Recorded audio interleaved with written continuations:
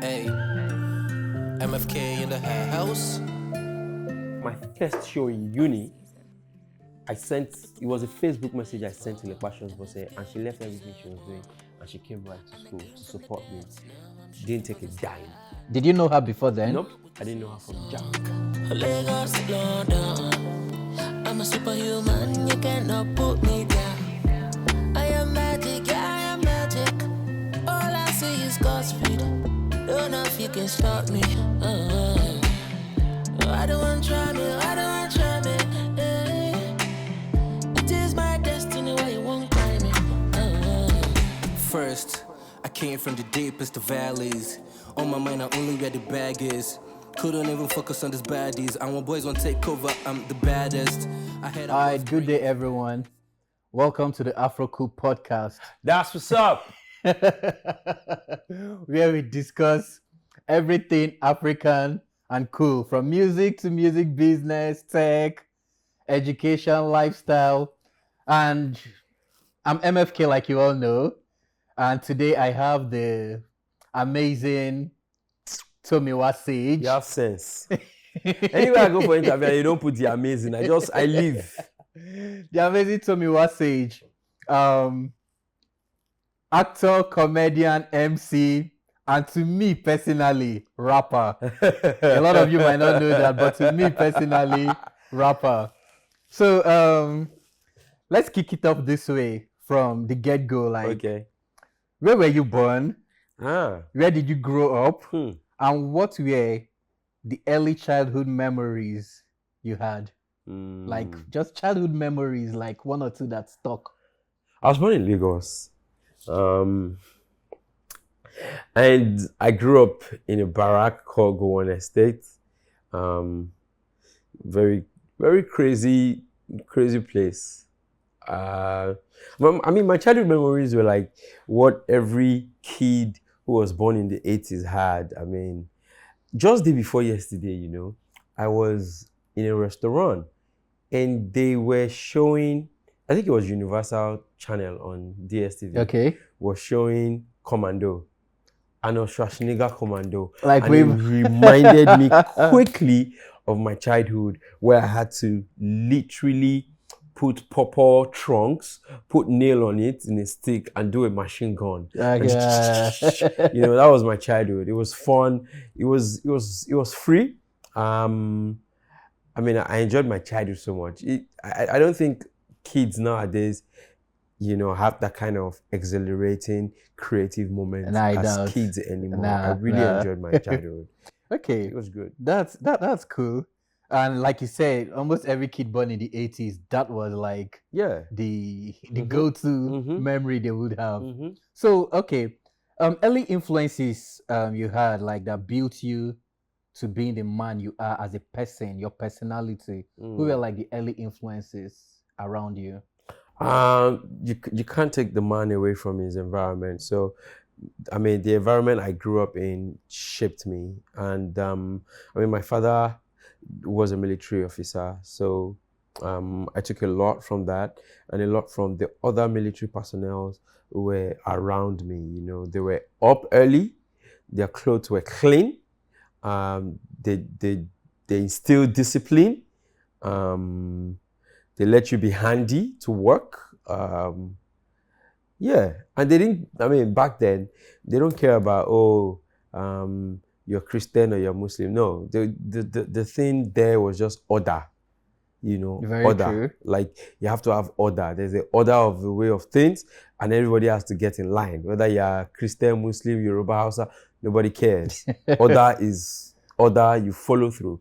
And I think a chunk of that, plays a large role in my life even now. Interesting. Yeah. So now, pushing it a little further, who or what were the influences you had that transformed you to being the entertainer that you are now? Oh man, I don't know where that came from, to be honest. Maybe I should redirect it to my dad. My dad read a lot, he still does. And I remember my dad would usually give me books to read. I think from expanding my literary imagination, I just, by myself, probably took a route to say, okay, I wanted to explore more, on that. And I think my secondary school, St. Saviour's, man, shout out to St. Saviour's. St. Saviour's was really a major part of that because my teachers saw that I was very outspoken and that I had flair. And they tapped that and used that for debate, for junior actors, literary, and all of that. I did social drama club and all of that. Cool. And they encouraged it, and we won trophies for it. And interesting. I think it sort of gave me the confidence to know that okay, there could be a career here. Nice one. Yeah. So, for those of you who don't know, we basically grew up in the same estate from the childhood he was talking of. Yep. We basically grew up together and all. So in the estate at the time, that was when we had rap battles, we had them back and forth and all. And he was one of the go-tos when it came to rap. Very dope, slick rapper. In fact, that's what I knew him from the get-go. So see you transition into other things and leaving the rap behind. I wouldn't lie, I got heartbroken though. So can you tell me about that transition? Like what made you move from first off, what got you into rap and how did you transition into other forms of art that you later transitioned into? I think it was simple. My dad, first of all, my dad is a cool dad. My dad is the example of what you call a cool dad, right? My dad was a military officer, but he was very cool. Everything about my art, I think, came from my dad, from music to books to movies, My dad introduced me to Tupac.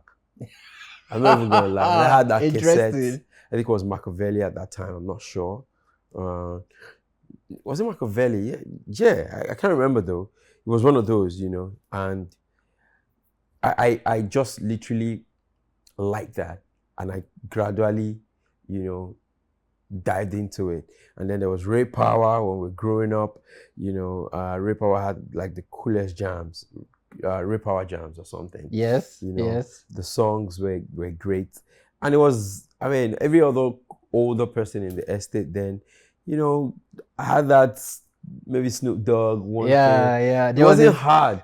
It wasn't hard to be able to just... The swag was there. It was the lifestyle was there, everything. It wasn't hard for me to just start putting words together and being able to, get into... And there was something called the Americanization of a lot of Nigerian teenagers there. Yes.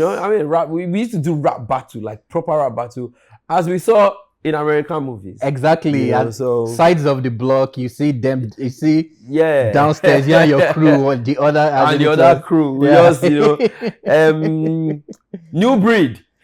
That's the name of our rap. It was mad. It was crazy. New Breed. And it was great. I like that. But I think schooling, university changed quite a number of things for me.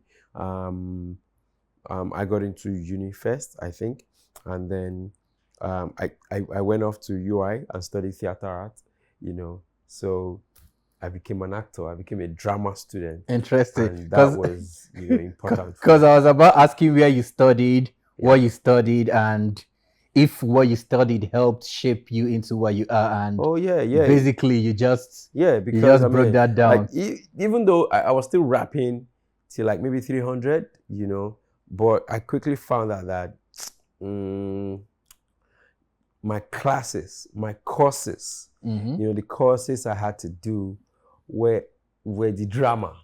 Okay. The acting, the directing, the dance, the criticizing, so there was, rap just got pushed back more to one side.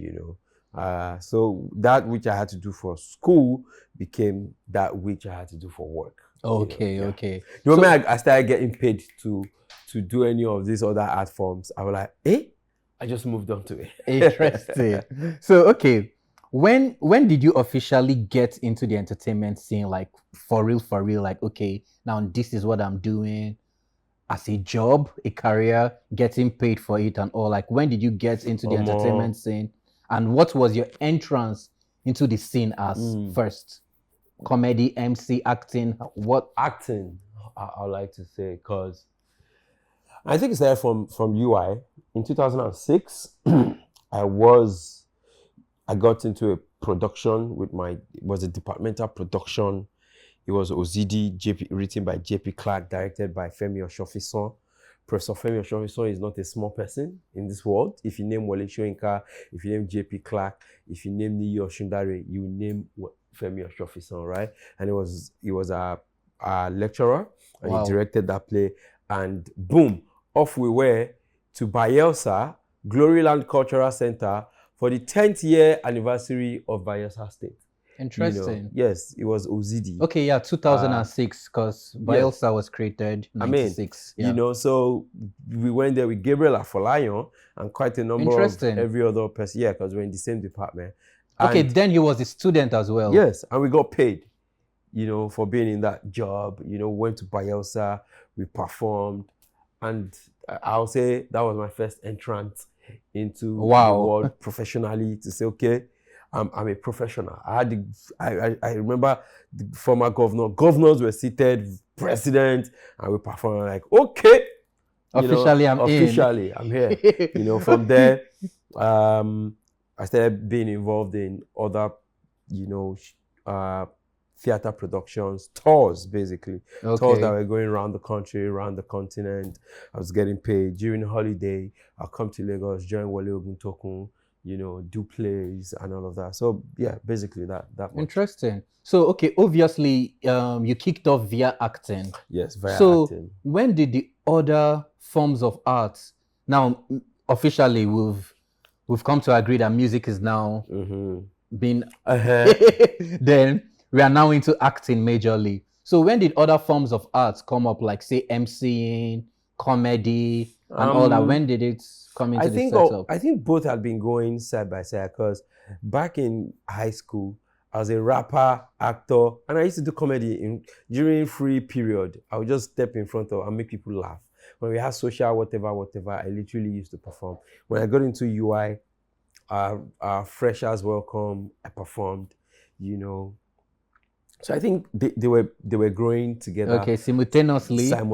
Okay, but obviously the acting was what was acting bringing was the funds basically taking you around. Not basically even not that. Acting was basically assignment, schoolwork, exam. I could be acting to be scored in an exam. It was work. That was the work for me. That was the education for me. It's like going to classes every day. Yes. It was just added advantage that sometimes when I did it, I got paid for it. But then after doing my schoolwork, I was still doing comedy, and a whole lot of departmental dinner, departmental this, that. I got in. I was doing comedy, and brands who would come into UI wanted to do stuff for students. They say, we need a student MC or comedian. I just get called, and I was making money that way. From Coca-Cola to MTN to Guinness to Big by anybody that came to Ibadan at that time, just say, we need a student who was, and I just get called. Sometimes I have to leave class to even go and do some of these shows, and that's where the more the opportunities kept showing up for me to show up and show what I can do, the more the chances of me getting paid from it, came up too. Okay. Yeah. So with all you do, which would you say is at the forefront for you right now? Like which would you put over the others? Like, man, I don't think I put any over the other. It's just a matter of scheduling and which comes first. Okay. If my date is free and I have to act, I go there and do my movie and act. If the date is open and I have to host an event or something, I go there and do the. I don't think there's ever a time when I've left a movie set to go and host an event and come back to my movie set to continue doing what I got to do. Okay, that explains it all. It's the work for me. That explains it all. For me, I see work. I don't have to put any above. Okay. I get that. So on MCing and comedy, what were the initial challenges you faced, and what were the subsequent pluses from it? Being consistent. You know, it's tough being accepted, not even by any industry, by people. You know, people seeing you and being memorable to people is the toughest thing. As if you're in a people business, I'm in human business, and people need to see you and like you. It's a big deal. True. It's a big deal for anybody to say that's the person we want at that event. It's a really big deal. Remember, you're not saying anybody's song. You're not pressing piano. Yes. It's not Control X. No, you're literally talking. People need you have to engage. Yeah, people need to like certain things about you. It's either you're funny, you bring that value, or something. I think that was the very first thing. Not, learning the ropes of what's emceeing, what's stand up. You need to be able to tell the difference. To be able to. And were you able to do that early enough? Because I started from uni. Okay. And I was thrown into the pod very quickly. Student shows, when I got out of school, I got to realize that student shows were different from adult show, because student shows, there were quite a number of things you could do. You could talk to people in certain ways. It's totally different when you're engaging adults. Yes. You need to learn corporate language. You need to learn social language. You need to learn class language. The class of people you meet, there's a particular language that you need to be able to communicate with them in than when you're talking to, every other person, So it was a thing I had to learn. And I quickly had to also figure out who would teach me this job. Oh, okay. Because you needed that direct mentorship. Mentorship is just like when you're in HR, you have head of your HR. If you go to admin, if you're an intern somewhere, you have a head. Most definitely. So even though being a creative entrepreneur, you need to find somebody to say, okay, this is the person that I think match me, and I need to get this person to be my head of department. And I get that energy. That person need to accept you also. Most definitely. Because you can say, oh, I want this person, and the person doesn't even care about you, doesn't know you, or doesn't think that they want to associate with you, because they've not seen anything, that connects. So but I was grateful to have Lepashos Bosse, Laugh Up, Gbenga Denka, ONG. These people who would usually Kofi. These are people who served, as pillars, teachers for me, and so I was able to use that knowledge for my benefit. Interesting. Yeah. You saying something about you wanting someone, but that person not resonating with you. Was there anybody you had something like that with? Oh no, I don't think. I don't think so. If there's anybody that I wanted that we didn't resonate, maybe I didn't want the person enough. Okay, I get that. I could like somebody's art and not like the person. Okay. I could decide that, okay, I don't have to go close.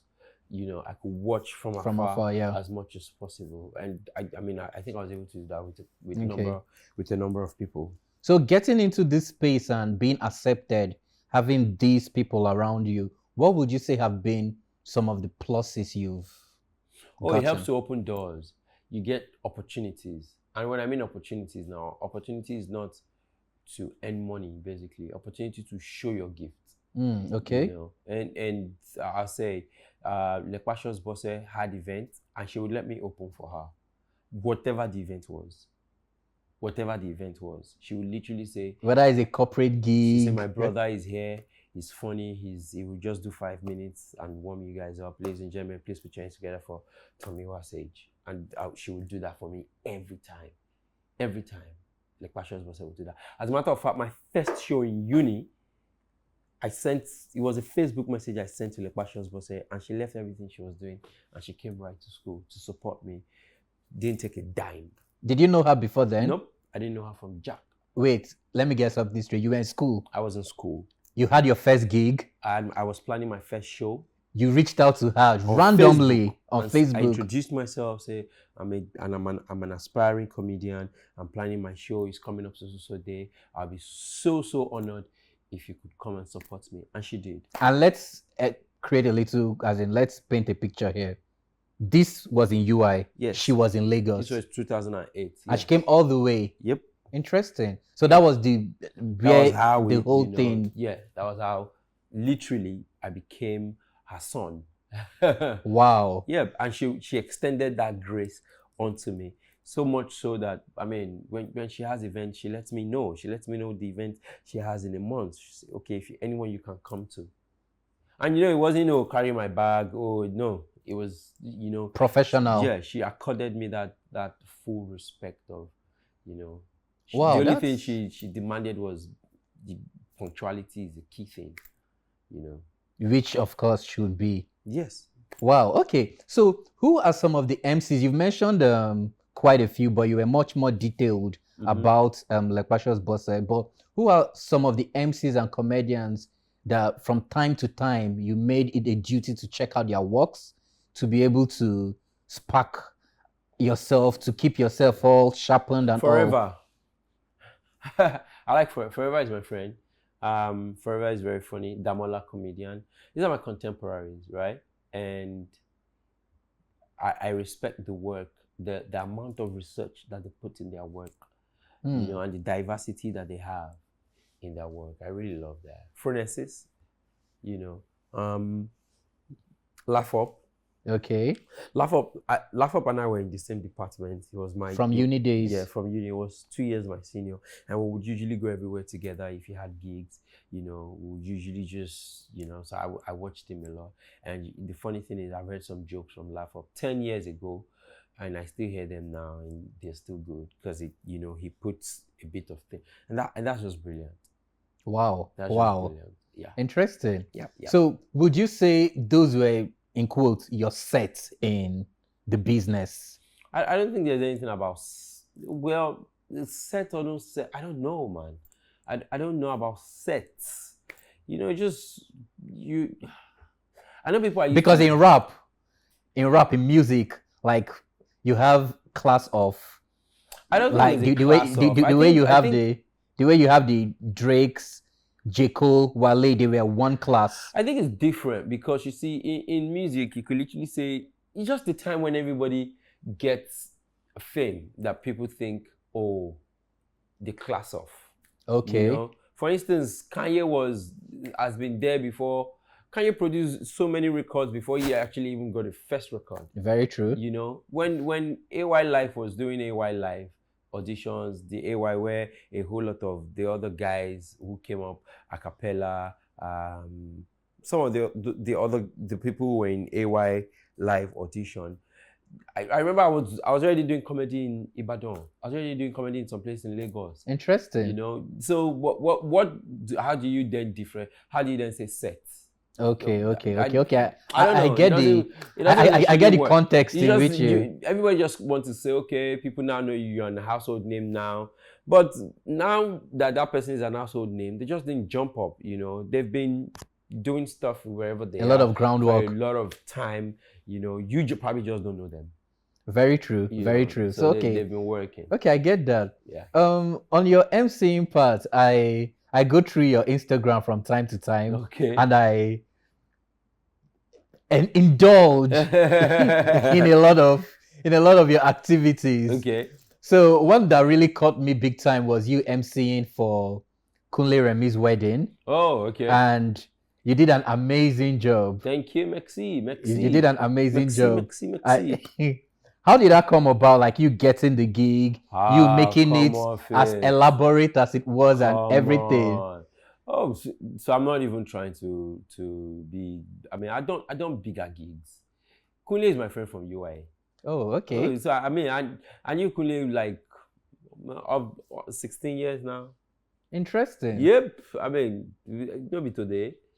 I mean, wow. Okay. So I didn't know that part. Oh no, it wasn't hard to do the gig. I mean, me and Kulesi. I mean, we've done quite a number of work. So it was basically like family. Oh come on, it was. I mean, half of the people there were from UI.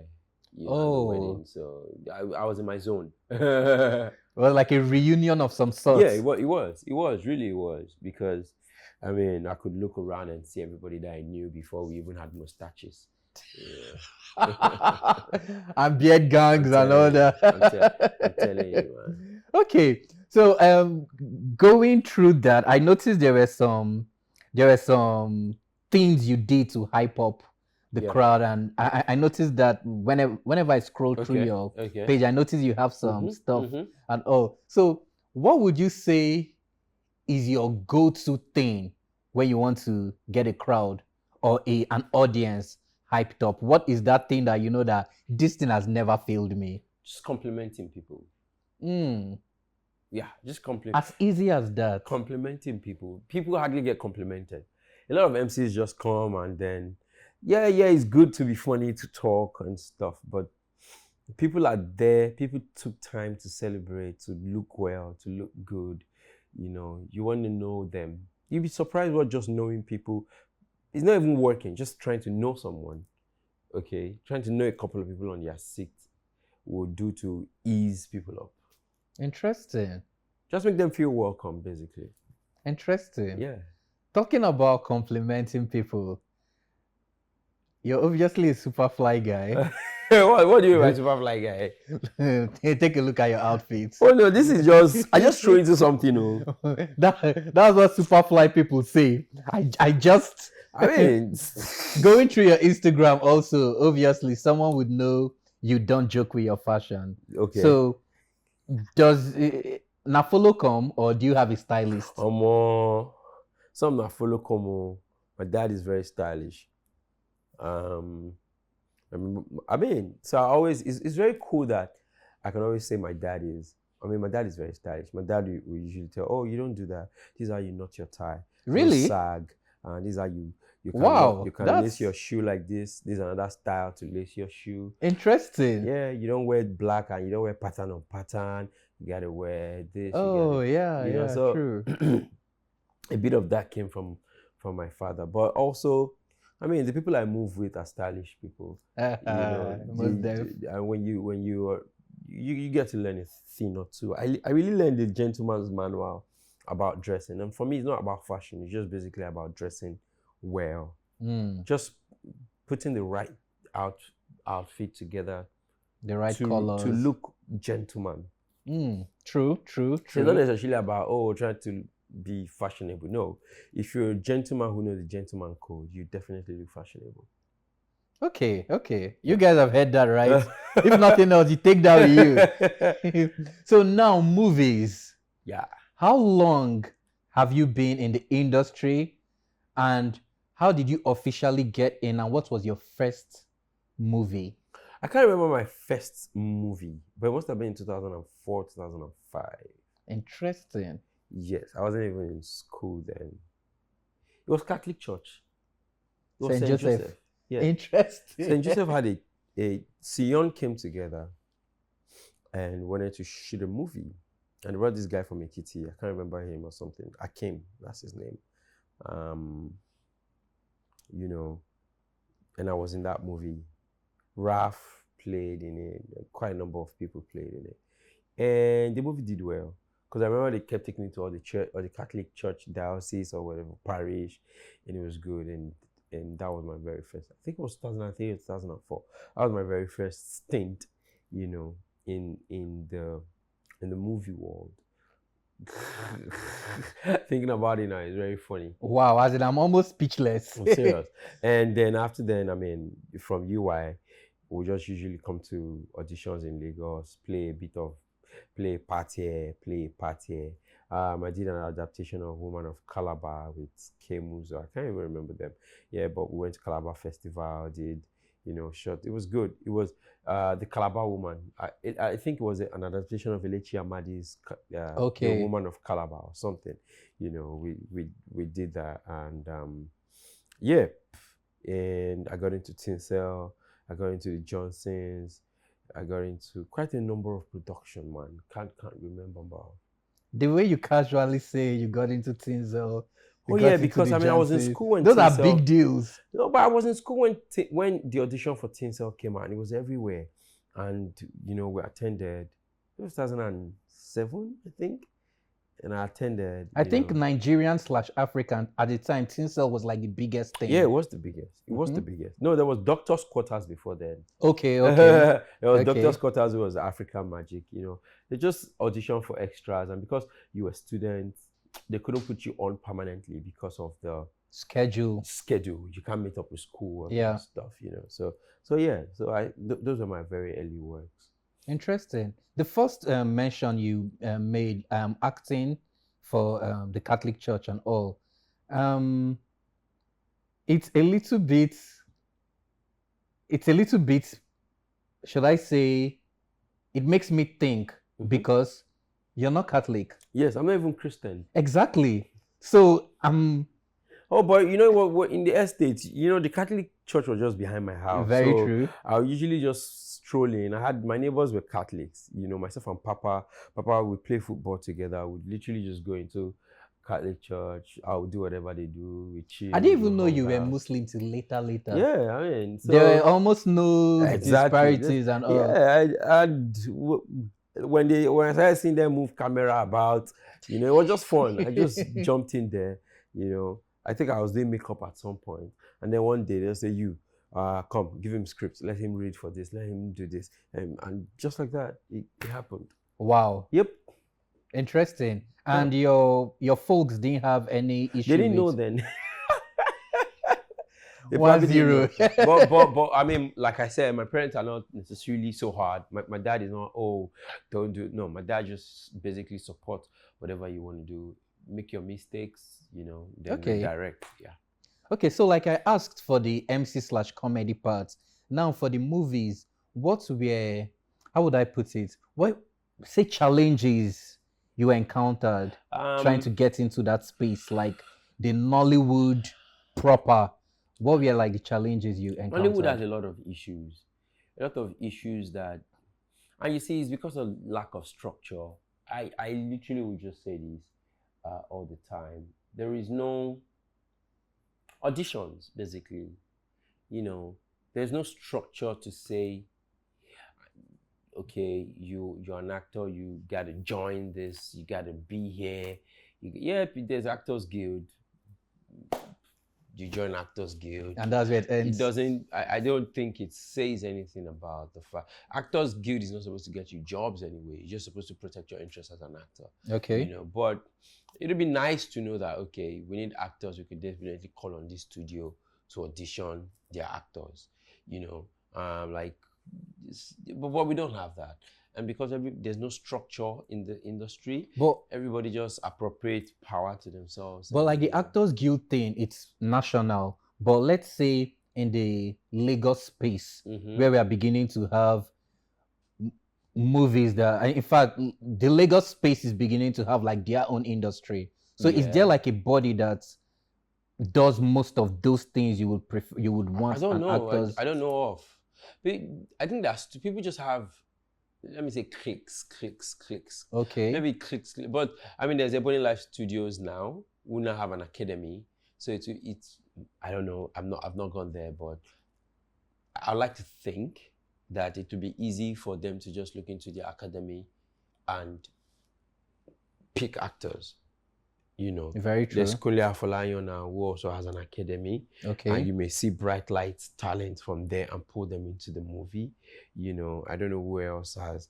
The only other person who I know was actively doing that was Wale Adenuga, because they had an art school. Yes. And that was PFT, right? They'll put some of the students on the, their shows. We sort of, that sounded like a studio, and people could say, okay, I want to attend PFT, and then there's a likelihood of a chance that you may have a footing, career path from there. Yeah, that's not for a lot of people, but it's totally getting different now. So Kemi Adetiba shot her movie, and she literally did audition via social media, and she got bright stars, Tonya Ima could discover some people. So that happened, but it'd be nice if there was like a structure. So you think you want to act, this is somewhere to go to, people just, I attended a lot of auditions. These were like my early investments. A lot of auditions. You get tired. And what are auditions like? Because let me create let me paint a picture.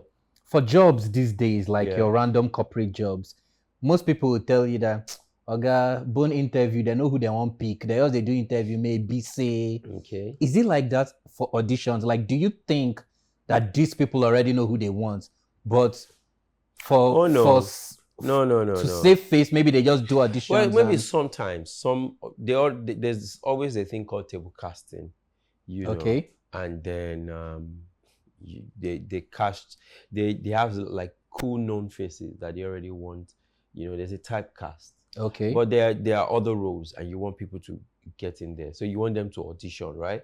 And right. Sometimes you come in for a small part, and your audition tape wows the director, and they consider you for a bigger role. Oh, okay. You know, that happens. So it's never like a one-way thing. I don't think real investors who want to make money off movies will just go in and say, oh, there's something. No, people look for talent every day. Oh, cool. And that's good. Cool. So what would you say is like the general temperature in the movie scene? I've not been in the movie scene this year. Okay. Yeah, so I think I'm the wrongest person to ask that. Okay. As a matter of fact, I was just thinking maybe from June I will put up myself up for a few works, but I've not acted this year. I mean, I've been traveling a lot. I literally just got back. I've not sat down to think that, okay, I want to do a movie or two or something. When you say traveling a lot, for work or chillings? Yeah, for work, for global vision, you know. But yes, for work, basically. Okay, is that something you would want to elaborate on? Oh no, I just had work. I just had to host a few events outside the country, you know, and I decided that I would learn about other places where my art can thrive. So I decided to explore a little bit, and that's it. Well, that's a good one. That's a good one. So what would you say are the things that you are doing right now that you would want to share with us? I think this is like pressure question. Every time we say, oh, so what are you up to? I'm breathing, living, you know, wearing clothes, going out, eating food. If work comes, it comes. Looking fly. If work doesn't come, continue working for, you know, stacking up things for yourself so that when work comes, continue positioning yourself for opportunities so that when opportunity comes, you can nail it, you know. Okay. Like I said, I mean, I'm living, I'm breathing. I'm planning my shows though. I have last year I did my first more like comedy special, and I'm in the works for planning another one this year. Okay, what time are you looking? Is it like an end of the year? Yeah. We want to space it out. We're not sure yet. We want to space it out. We want to see if we can do more than one show. Oh, interesting. Interesting. For me, it's just about exercising my art, you know, just any opportunity. So if there are no opportunities, I'll create one for myself. Okay. So are you looking, is it more like a you thing or you're collaborating with people? I might collaborate. It might be a me thing. A special is always a you thing. It's an individual thing. So a special is, but you can't have more than one special in a year. You can do tours anyway. So you can decide to tour certain places. So, we're on the card for whenever works. Awesome. Yeah. So what would you say to those who have been following your works and they're like, this Tomiwa Sage, I like him paroles, I go on towing lane. So what would you say to them? More get education, man. There are quite a number of places where I'm in, and this is not to throw jabs at anybody, right? My education, and when I mean education, is beyond classroom education. Get education in the way that you see my accent don't change, right? Get education in the way that profits you, in the way that constantly develops self. Okay, and education is everywhere. It's on your streets. It's in what you consume on social media if you follow the right people. It's in history, if you read a bit about it. It's a new innovation. It's even in the news. Just make sure you educate yourself, because you get into rooms where you need it. You need residual knowledge. And if you can pull it up, that alone can be what will give you the mileage, you know, that you're looking for. Awesome. And lastly, what do you think of our studio? I think your studio is amazing. I walked in here, I'm like, wow, so much light, so much color, so much gadgets, so much. You all heard him right. Orgasmic.